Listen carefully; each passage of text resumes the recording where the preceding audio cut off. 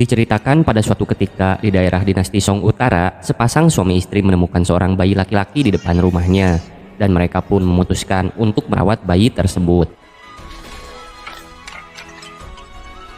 Anak itu sangat berbakat dan berbakti kepada orang tua. Seiring dengan waktu, anak itu tumbuh besar. Ayah angkat membawanya pergi untuk belajar ilmu Shaolin, sehingga kelak diharapkan menjadi orang yang berguna bagi bangsa mereka, yaitu bangsa Song.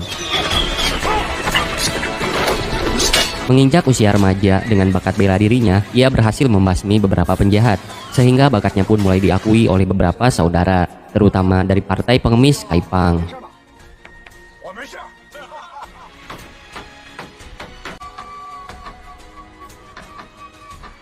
Suatu ketika beberapa biksu masuk ke rumah makan membawa sebuah kandang yang ditutupi kain. Xiao Feng yang merupakan tokoh utama kini sudah tumbuh menjadi dewasa. Kemudian ia membuka kain penutup kandang menggunakan sumpit, sehingga diketahui bahwa di dalamnya ada seorang manusia dari kerajaan Dali. Orang itu pun mengaku kalau ia akan dijadikan sebagai bahan persembahan di depan makam guru Murongbo dari kerajaan Yan yang merupakan musuh bebuyutannya. Xiao Feng melompat dan duduk tepat berhadapan dengan biksu jahat tersebut untuk mengetahui tujuannya melakukan penculikan. Singkat cerita, Xiao Feng menawarkan mentraktir semua makanan yang ada di sini, asalkan orang yang berada di dalam kandang itu bisa dibebaskan. Namun biksu itu tidak setuju dengan permintaan Xiao Feng, sehingga pada akhirnya harus dilakukan dengan cara kekerasan dan terjadilah pertarungan di antara mereka.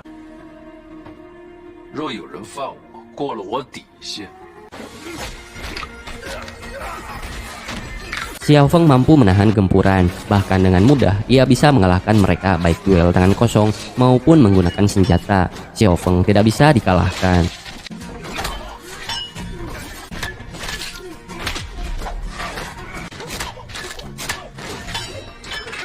Semua anak buah biksu itu dibuat babak belur. Setelah semua anak buahnya dibuat tidak berdaya, barulah bapaknya atau biksu jahat itu turun tangan dan bertarung bersama Xiao Feng.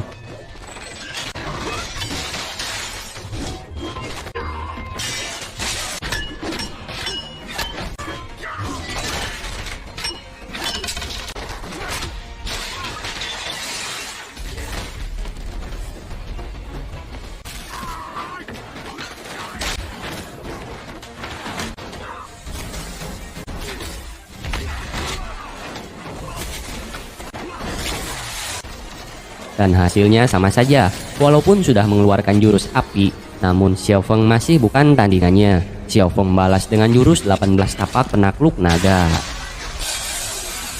Dan tak lama kemudian, pasukan berkuda datang memberi hormat kepada Xiao Feng. Barulah biksu itu menyadari kalau orang yang ia hadapi adalah Xiao Feng, yaitu ketua dari sekte pengemis Kaipang, yang sangat dihormati dan disegani di seluruh dunia persilatan.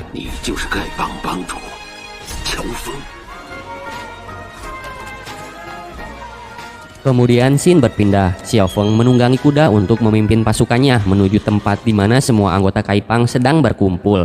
Disinilah asal mula masalah terjadi. Bai Sijing mengatakan bahwa di Kaipang ada seorang pengkhianat, dan itu adalah Xiao Feng sendiri yang telah membunuh kakak tertua Ma Huduan.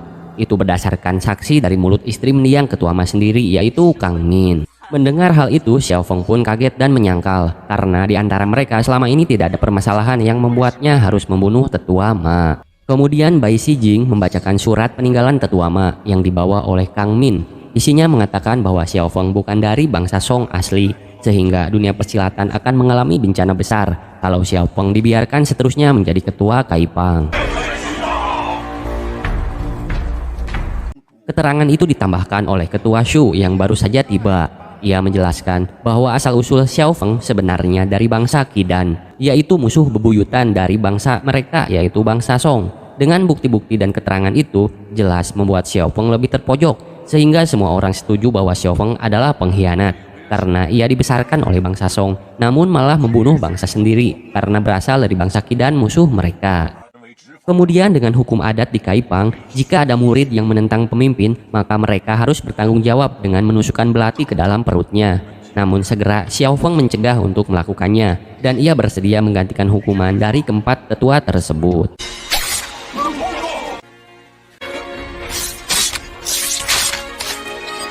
Xiao Feng mengembalikan tongkat pemukul anjing, sehingga mulai saat itu ia bukan lagi seorang ketua Kaipang. Xiao Feng pun akhirnya pergi meninggalkan mereka. Ia pun bersumpah akan mengungkap kebenaran dari semua fitnah yang ditujukan kepadanya. Terlihat dari kejauhan, 4 orang berkuda memperhatikan mereka, yaitu dari bangsa Murong. Ketua mereka, Murong Fu, menyuruh seorang wanita yang bernama Acu untuk pergi ke kuil Shaolin dan mencuri kitab di sana.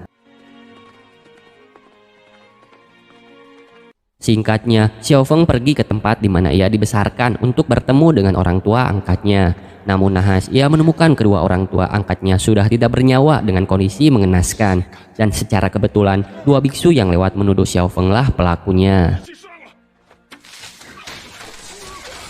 Setelah pemakaman kedua orang tuanya, kemudian di malam hari, Xiao Feng menemui gurunya, yaitu biksu tetua yang sudah mengajarinya ilmu selama ini. Ia datang hanya ingin mengetahui kebenaran, apakah ia berasal dari bangsa Song atau dari Kidan. Namun ternyata gurunya sudah tidak bernyawa. Biksu muda yang secara tidak sengaja melihatnya menuduh Xiao Feng lah yang melakukan pembunuhan. Ia pun berteriak dan memberitahukan kepada semua orang berdasarkan apa yang ia lihat. Saat biksu muda itu akan bersembunyi, Xiao Feng mengejar dan menemukannya. Saat biksu itu diinterogasi, kemudian pasukan Shaolin pun datang untuk menangkap Xiao Feng. Ia dituduh melakukan pembunuhan sekaligus mencuri kitab dari kuil Shaolin. Saat tetua Shaolin mengeluarkan jurus tapak besi untuk menghajar Xiao Feng bisa menahannya. Namun biksu muda itu terpental dan membuat penyamarannya terbongkar. Ternyata ia adalah seorang wanita yang sedang mencuri kitab dari sana. Kemudian Xiao Feng dengan ilmu meringankan tubuhnya berhasil melarikan diri dengan membawa wanita yang terluka parah. Singkat cerita, Xiao Feng bisa menyelamatkan gadis itu dari kematiannya. Ia bernama Acu, suruhan Murong Fu untuk mencuri kitab di kuil Shaolin. Kemudian Xiao Feng berniat merawat Acu karena luka yang Acu terima disebabkan oleh Xiao Feng. Hujan pun tak kunjung berhenti. Kemudian 3 pendekar idiot berteduh di dekat peristirahatan Acu dan Xiao Feng. Saat kudanya akan dicuri, Acu melempar batu kecil sehingga mereka akhirnya mengurungkan niat dan kembali melanjutkan perjalanan untuk memberitahu kepada seluruh sekte persilatan kalau Xiao Feng sekarang adalah buronan. Hujan pun telah reda. Xiao Feng membawa Acu dengan kereta kuda untuk menemui tabib Shu dan menyembuhkan lukanya. Sebelum sampai di tempat tujuan, mereka menepi untuk sarapan bubur. Saat itu Xiao Feng mengetahui bahwa Acu disuruh mencuri kitab Yi Jinjing dari Shaolin oleh Murong Fu. Sebagai imbalan, ia akan diberitahukan identitas keluarganya. Tapi dengan kondisi sekarang, Acu merasa hal itu mustahil. Namun Xiao Feng meyakinkan, ia berjanji akan membantunya untuk menemukan orang tuanya.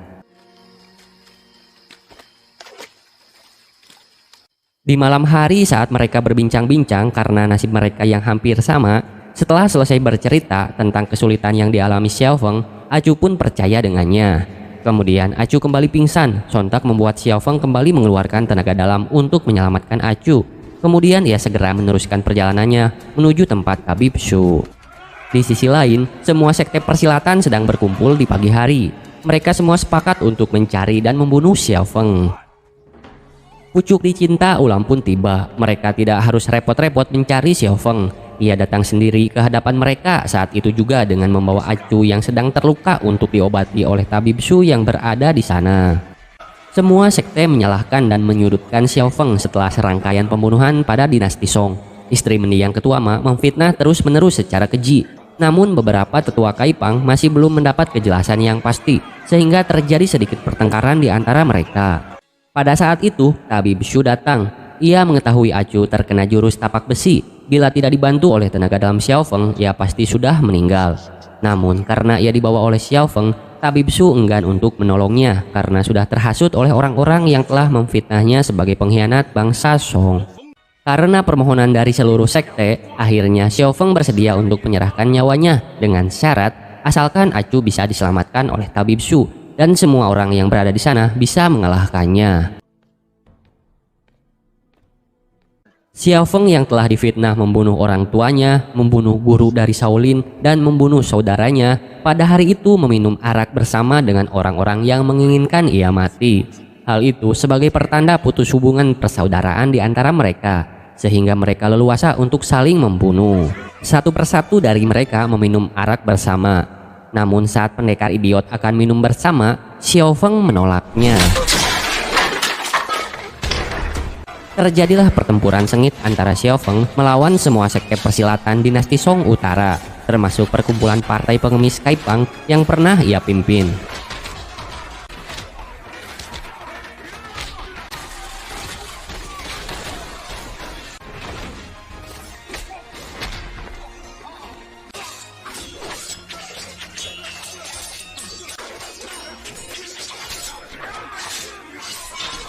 Pada akhirnya, Xiao Feng hampir kewalahan karena diserang oleh seluruh sekte persilatan dinasti Song Utara.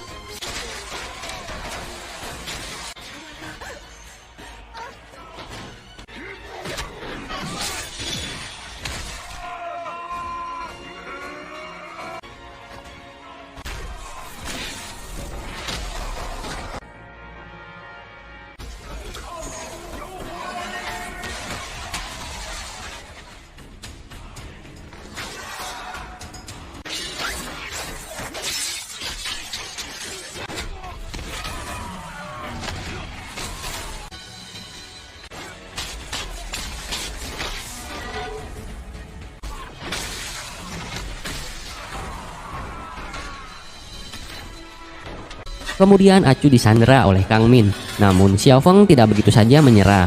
Ia berhasil menyelamatkan Acu. Namun tidak disangka Tabib Shu ikut menyerang dan menikamnya dengan sebilah pisau. Setelah ditikam, ia pun ditombak. Tapi Xiao Feng dengan tekad kuatnya masih mampu untuk bertahan dan tidak akan meninggalkan Acu karena di dunia ini hanya dia satu-satunya orang yang percaya kepadanya. Saat Xiao Feng sudah tidak berdaya, tiba-tiba seseorang bersosok misterius meruntuhkan langit-langit ruangan sehingga menimpa semua orang yang berada di sana. Kemudian ia membawa Xiao Feng pergi dari tempat itu sebelum dihabisi oleh seluruh sekte persilatan. Pada akhirnya, Acu berhasil sembuh setelah diobati oleh Tabib Shu. Namun Acu tidak dibiarkan untuk pergi untuk memancing agar Xiao Feng kembali dan menjemputnya. Singkatnya, Acu kemudian membuat suatu ramuan tiruan darah dan menyamar menjadi Tabib Shu untuk mengelabuhi para penjaga. Setelah penjaga bubar, Tabib Shu yang asli datang. Acu pun berhasil menikam Tabib Shu dan membakar kliniknya agar ia tidak bisa untuk menyembuhkan lukanya kembali. Dan di sisi lain, nyawa Xiao Feng berhasil terselamatkan. Orang itu masih misterius. Namun ia mengetahui asal-usul dari Xiao Feng. Ia kemudian pergi dan tidak mau menunjukkan identitas aslinya.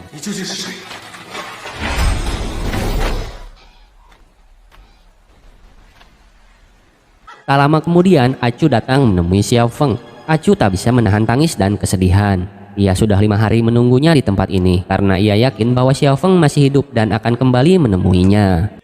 Xiao Feng pun berjanji setelah menyelesaikan semua urusan termasuk tentang asal-usul mereka, ia akan membawa Acu hidup bersama layaknya manusia normal dan meninggalkan dunia persilatan.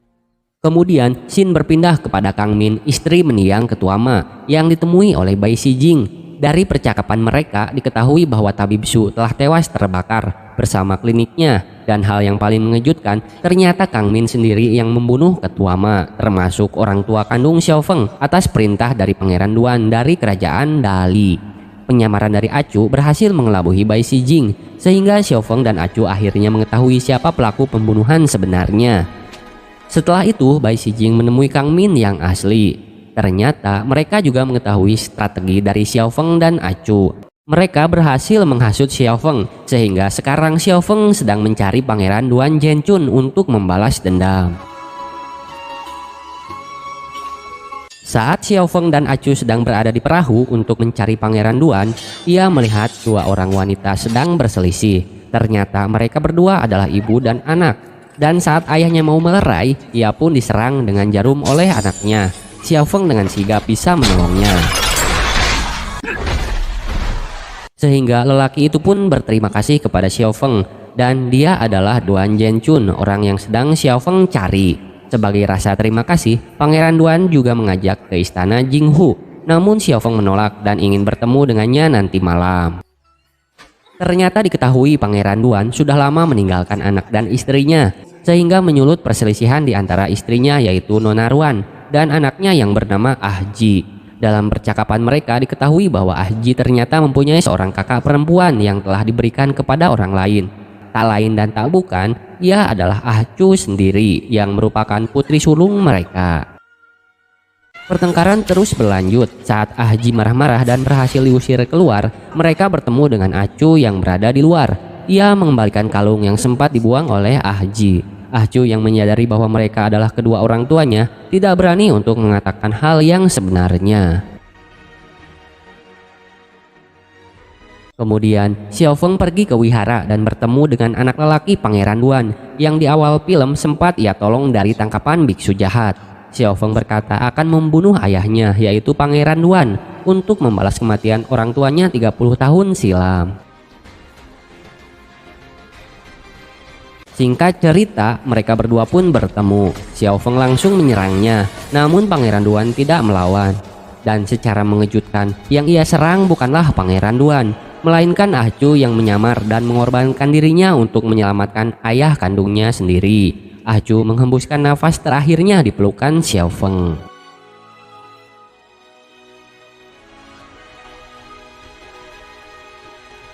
Perasaan Xiao Feng kini kacau balau.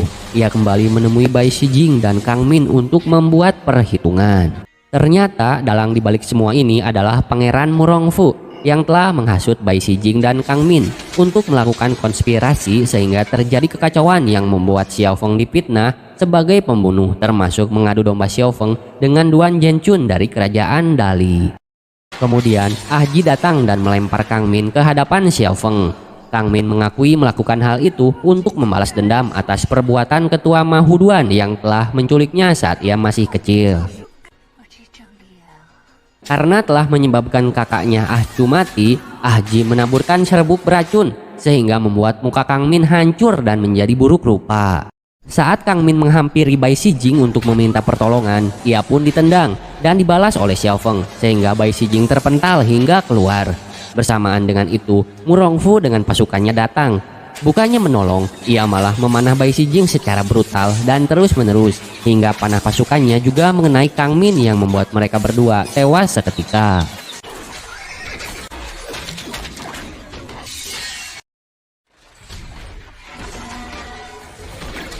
Dan pertempuran antara Xiao Feng bersama Ahji melawan Murongfu dan anak buahnya tidak bisa dihindarkan.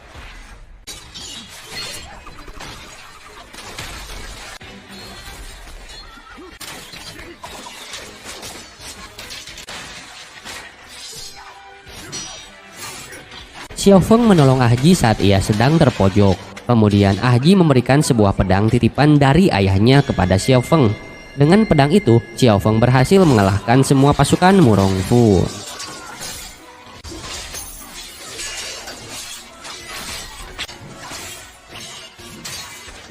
Setelah itu, Xiao Feng berhadapan langsung dengan Murongfu untuk melakukan pertempuran akhir, dan terjadilah pertarungan pedang sengit di antara mereka. Xiao Feng berhasil membuat pedang Murongfu patah. Kemudian Murongfu berniat untuk melarikan diri dan terjadilah aksi kejar-kejaran di atap rumah.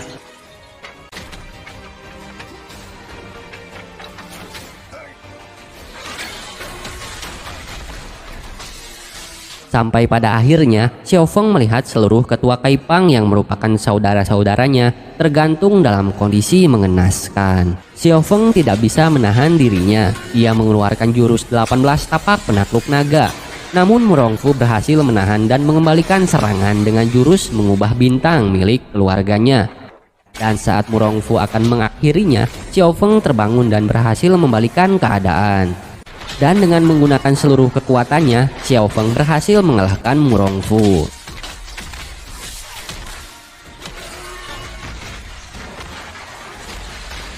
Tak lama setelah mengalahkan Murongfu, sisa pasukan Kaipang datang.